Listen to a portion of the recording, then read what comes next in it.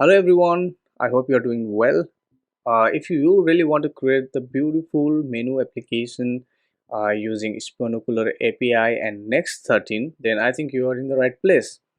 In this video, I'm going to take you to the complete step-by-step journey on how to create a beautiful menu application in Next 13. Uh, in this whole project, you are going to learn about Next 13 and its core concepts such as server components, client components. We're going to learn about search params. We're going to learn how to make data fetching in Next.js, about all those dynamic and static rendering as well. We're also going to learn a new UI library called Daisy UI, which is built on top of Tailwind CSS, right? And we'll see how you can take the advantage of pre-built component from there as well.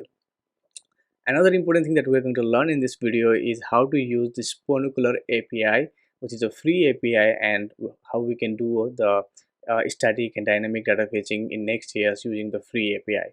So without any further ado, let's see how the project look like, and I'll show you the demo of the project here.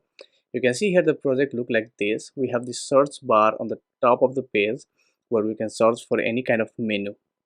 Then we have the default for Apple, and we can see here we have shown the product in all of these cards for the Apple, for all the food menu that contain Apple, right?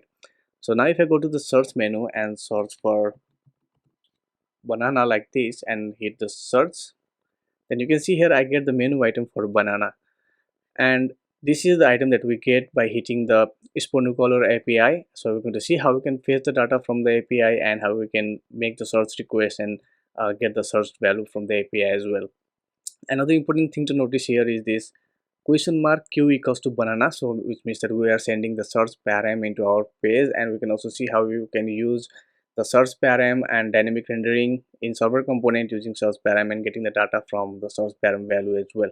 So obviously the work is quite complex here. Even the product is the project is pretty simple. However, there are many core concepts that is very useful to learn in Next.js, and we're going to learn it all step by step.